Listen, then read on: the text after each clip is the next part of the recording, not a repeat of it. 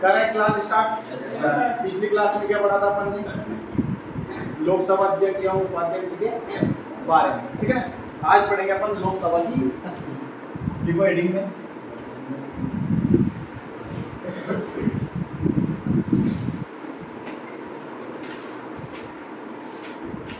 और पार्टी को हेडिंग डाल के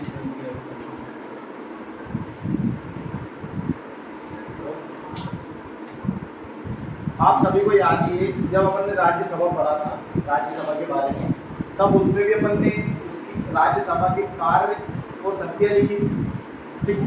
तो आप सभी को याद है संसद के दो अंग, सॉरी संसद के दो सदन है, लोकसभा और राज्यसभा। अंग कितने हैं?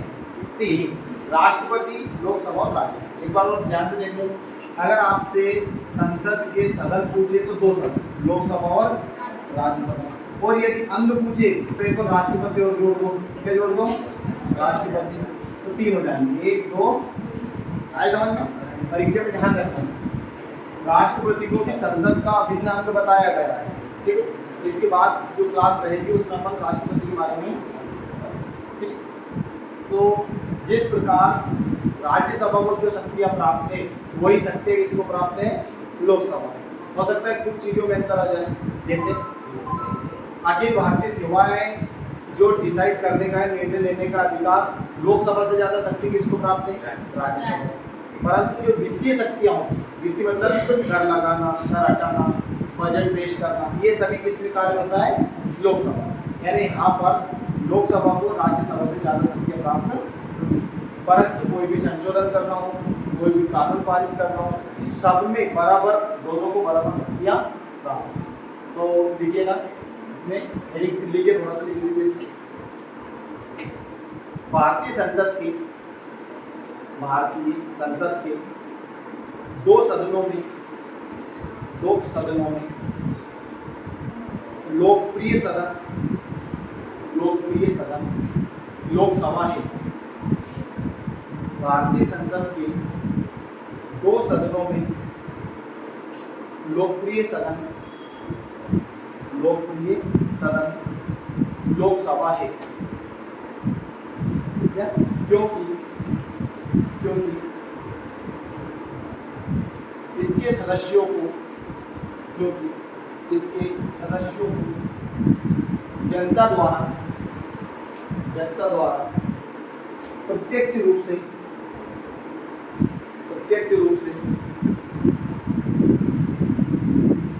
निर्वाचित किए जाते हैं।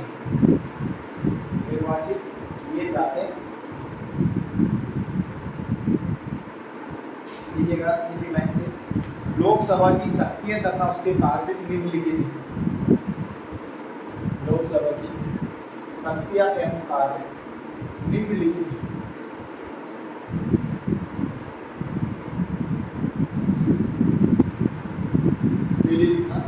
विधायी शक्ति,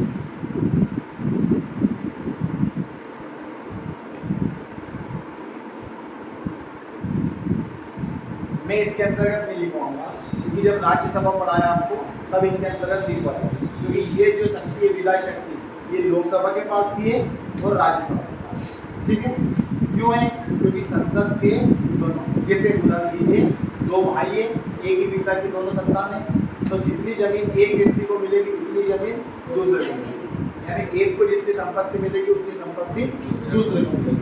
परंतु हो सकता है दोनों का नेचर अलग अलग हो, तो ये अंतर होता है। जैसे रहता है कोई एक भाई तेज मिलता है, कोई ठीक है ना, जैसे नॉर्मली रहते हैं, ज़्यादा ऐसा गुस्सा नहीं करते हैं और सामान्यतः ठीक है चलो अच्छा, तो ये थोड़ी बहुत पूछनीछ हो सकती है। तो ऐसे इनमें थोड़ा बहुत अंतर है, परंतु जितनी शक्ति लोकसभा के पास है उतनी राज्यसभा के पास है। तो विधायी शक्ति में यानी कोई भी कानून बनाना, ये शक्ति जितनी राज्यसभा के पास है उतनी किसके पास है? लोकसभा के पास। दूसरी लिखिएगा वित्तीय शक्ति।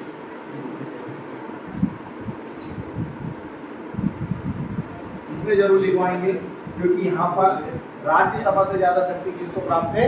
लोकसभा। ठीक, इसके अंदर है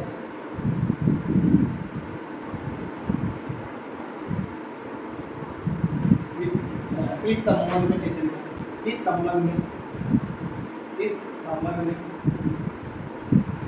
इस संबंध में लोकसभा राज्यसभा से ज्यादा शक्ति प्राप्त है।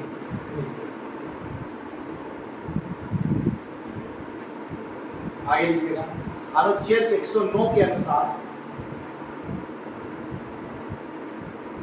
अनुच्छेद 109 के अनुसार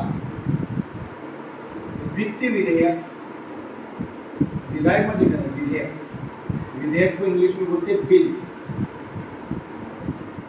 और कोई भी बिल कानून कब बनता है, इधर देख लो एक बार जो न्याय में, ये कोई बिल है, इसको ये भी दो प्रकार के, एक होते हैं प्राइवेट और एक होते हैं सार्वजनिक। यदि किसी मंत्री द्वारा पेश किया जाता है तो उसे सार्वजनिक बिल कह देते हैं, पब्लिक बिल कह देते हैं। और यदि मान लो 545 सदस्यों में से जो मंत्री नहीं है, चाहे वो जिस सरकार का हो वो भी और जो सरकार का नहीं हो वो भी पेश कर सकता है, ठीक है, तो उसे कहेंगे प्राइवेट बिल।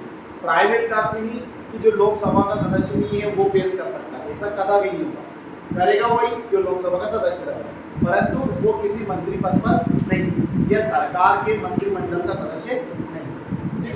विधेयक कब कानून बनता है या कब अधिनियम बनता है, तो आप सभी को याद है, विधेयक को लोकसभा और राज्यसभा से पारित किया जाता है, ठीक है ना। और उसके बाद संसद का एक और अभिन्न अंग कौन है, प्रेसिडेंट, उसके साइन होंगे और साइन होने के बाद वो कानून क्या बन जाता है, वो विधेयक क्या बन जाता है, कानून या अधिनियम या एक्ट, ठीक है। लिखिएगा, क्या लिखा था, अनुच्छेद 109 के अनुसार वित्त विधेयक केवल लोकसभा में ही, केवल लोकसभा में ही प्रस्तावित किए जा सकते हैं।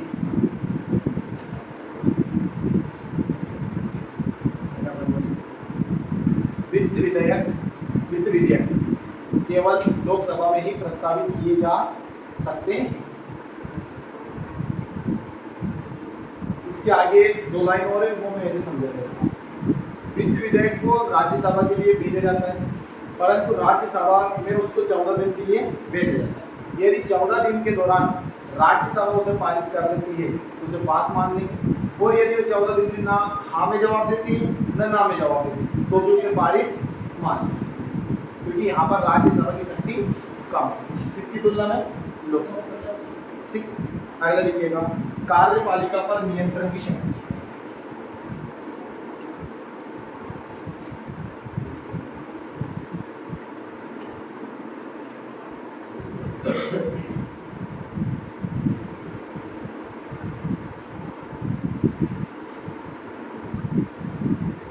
कार्यपालिका पर नियंत्रण की।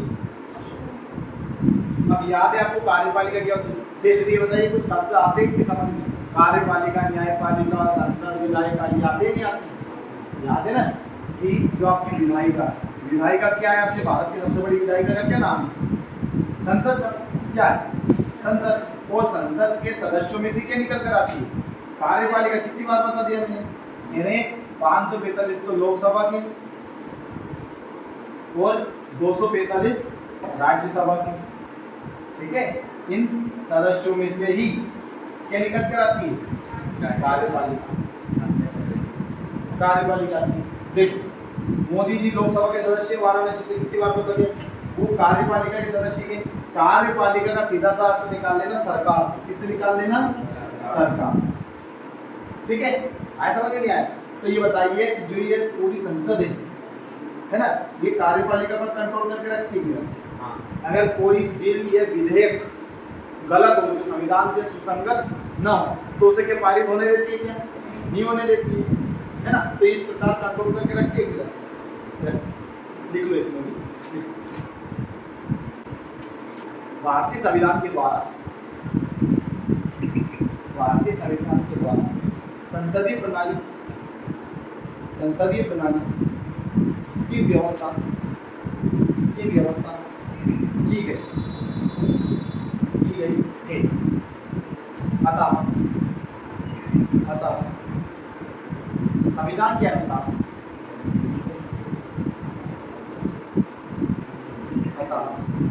संविधान के अनुसार कार्यपालिका अर्थात मंत्रिमंडल, कार्यपालिका अर्थात मंत्रिमंडल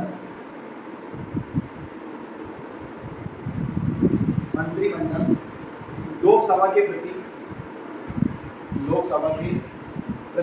उत्तरदायी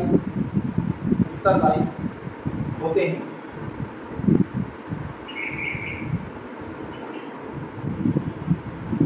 ठीक है, मंत्रिमंडल ज्यादा नया शब्द नहीं है, सरकार मान के चलना इसे क्या ना, कार्यपालिका भी सरकार मान के चलना, मंत्रिमंडल भी सरकार मान के। फिर अगर आप आगे पढ़ेंगे मंत्रिमंडल में भी कैबिनेट मंत्री होते, राज्य मंत्री होते, उप राज्य मंत्री होते, सब पढ़ेंगे। ठीक है, काफी तरीका।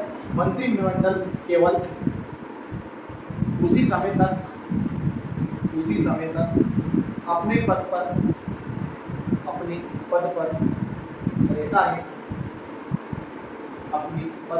रहता है जब तक कि उसे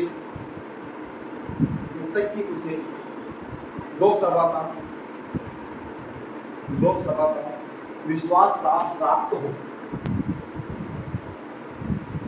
जब तक कि उसे लोकसभा का विश्वास प्राप्त हो। इसका अर्थ क्या है? जब तक सरकार चलती रहे, यदि उससे, मैंने पहले बताया था, यदि उससे सीटें ले लें तो सरकार गिर जाती नहीं गिर जाती। जब तक विश्वास प्राप्त हो, यानी उसके सदस्य, यानी लोकसभा की बात करें तो 273 से ज़्यादा उसके पास तब तक, और हर 5 साल में तो आपको याद ही कार्यकाल लोकसभा। ठीक है, और मैंने पहले भी लिखवा दिया आपको कब समय से पहले लोकसभा भंग की जा चुकी है। लिखवाए थे वर्ष, लिखवाए थे। अब एडी बनाइए संविधान संशोधन संबंधी शब्द।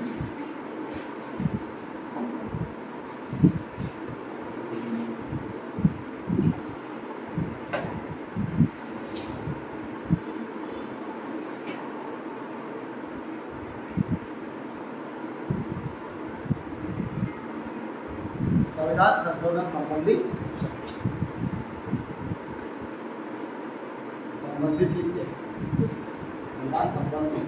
संबंधित किसके पास है? लोकसभा के पास भी और राज्य। मैंने आपको संविधान संशोधन की प्रोसेस पूरी पढ़ा दी है। अब नेक्स्ट टॉपिक, उसमें लोकसभा द्वारा भी 2/3 बहुमत से पास होना चाहिए और राज्यसभा के सदस्यों द्वारा भी 2/3 बहुमत से पास होना चाहिए। और उसके लिए क्या संयुक्त बैठक बुला सकते हैं क्या संविधान संशोधन के लिए? तो नहीं बुला सकते। ठीक है, ये ध्यान रखना। इसमें भी आप जहाँ मैंने राज्यसभा लिखवाई थी वो सभी चीज़ें इसमें लिख जाएंगे, जो नहीं मिलेगी वो मैं यहाँ लिखूंगा। ठीक, अगले लिखिएगा निर्वाचक मंडल के रूप में कार्य।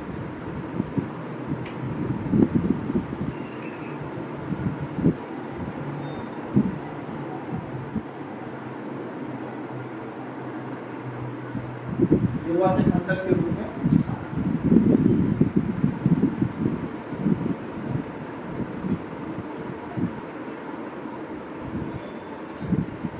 हालांकि अभी आपको राष्ट्रपति नहीं पढ़ाया, पर मैंने आपको बीच में बहुत बार बताया है कि राष्ट्रपति को कौन कौन चुनते हैं।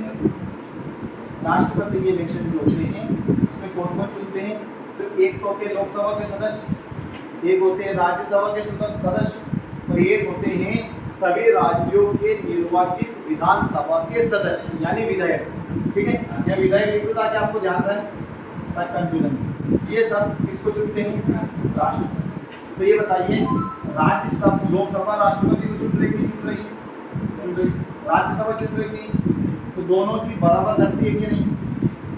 राष्ट्रपति के निर्वाचन संबंधी जो कौन कौन चुनेंगे, है ना, निर्वाचक मंडल जिसे पता है, वो अनुच्छेद 54 में है और उप राष्ट्रपति का 66 में। तो इसमें 2 अनुच्छेद का नाम आएगा, इसलिए आप लिख सकते। देखो लोकसभा राज्यसभा की तरह ही, लोकसभा राज्यसभा की तरह ही निर्वाचक मंडल के रूप में भी कार्य करती है। निर्वाचक मंडल के रूप में भी कार्य करती है। अनुच्छेद 54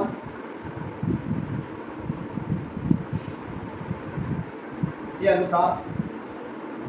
अनुसार लोकसभा राष्ट्रपति के निर्वाचक मंडल के रूप में, अनुच्छेद 54 के अनुसार लोकसभा राष्ट्रपति के निर्वाचक मंडल के रूप में तथा अनुच्छेद 66 के अनुसार उपराष्ट्रपति के निर्वाचक मंडल के रूप में कार्य करती है।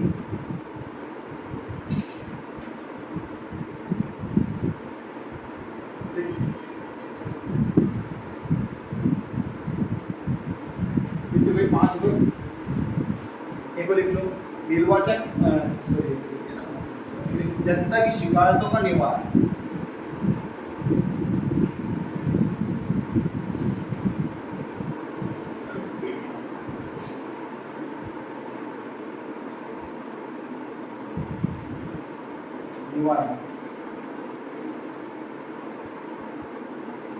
जनता की शिकायतों का।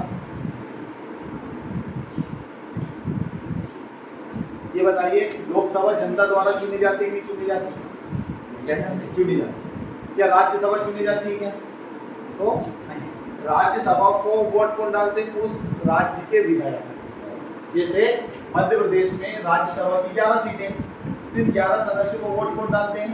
मध्य प्रदेश के विधायक। कौन डालते हैं? विधायक। मतलब कितनी है विधानसभा के सदस्य? 230। पर वो अलग अलग होंगे क्योंकि राज्यसभा का भी भंग क्या 2/3 सदस्य 2 साल में अपने पास से उनके इलेक्शन चलते हैं। क्या बता, जनता की शिकायतों का निवारण। तो आप सभी को याद है कि लोकसभा किसके द्वारा चुनी जाती? जनता द्वारा। तो ये बताइए, जनता द्वारा अगर चुनी जाती है तो प्रधानमंत्री जनता के प्रति उत्तरदायी होता है कि नहीं होता है? क्योंकि प्रधानमंत्री कौन बनता है? जिस दल को लोकसभा में बहुमत प्राप्त हो, और बहुमत का क्या होता है? आधे से एक आए, समझ नहीं आया? ठीक है ना? तो ये बताइए, मैंने बहुत बार बताया कि कभी मान लो अपने देश में कुछ ऐसी घटना हो जाए, या भुखमरी हो जाए, कोई भी समस्या हो, तो किसको दोष देते हैं? प्रधानमंत्री। फिर कभी राष्ट्रपति को दोष देते हैं क्या? नहीं, क्योंकि जनता के प्रति उत्तरदायी कौन है? प्रधानमंत्री, ना कि राष्ट्रपति। आए समझ में नहीं आया? तो इस तरह की आपकी लोकसभा की शक्ति और कार्य विविध शक्तियाँ भी है, वहाँ पर आप राज्यसभा से लिखे। अब मैं बता देता हूँ दोनों में कहाँ कॉमन आपको मिलेगी। ये भी राज्यसभा की शक्ति है तो लोकसभा की भी, ठीक है? ये भी और ये जो मैंने टिक लगाए हैं, ये राज्यसभा में भी लिखना है और लोकसभा में कॉमन है। क्यों है कॉमन? क्योंकि दोनों एक ही पिता की संतान है। आया समझ में नहीं आया? ठीक है, ये पूरी भी लिख सकते हैं, इसको छोड़कर आप ये भी लिख सकते हैं, क्योंकि यहाँ पर फिर आपको ये लिखना पड़ेगा कि इस संबंध में राज्यसभा को लोकसभा से कम शक्ति। कौन सा संबंध? वित्तीय शक्ति। अनुच्छेद 159 में निकला। ठीक है, ये काम है। और ये परीक्षा प्रश्न आता है, या तो लोकसभा किया जाएगा या राज्यसभा। ठीक है, इस तरह ये आपका लोकसभा कंप्लीट। और भी मैं लिखवाया है, राज्यसभा को राष्ट्रपति पर, उपराष्ट्रपति पर महाभियोग लगाने की शक्ति प्राप्त है। तो बताइए लोकसभा को रहेगी कि रहेगी? राज्यसभा की जहाँ शक्तियाँ लिखी, हाँ ये ध्यान रखना है, जहाँ राज्यसभा लिखा है वहाँ लोकसभा, बस। ठीक है, परंतु 2-3 चीजों को ध्यान रखना है। तो अखिल भारतीय सेवाओं का नहीं लिखना है इसमें, क्योंकि वो केवल राज्यसभा। ठीक है, ठीक है, तो इतना ही बहुत है।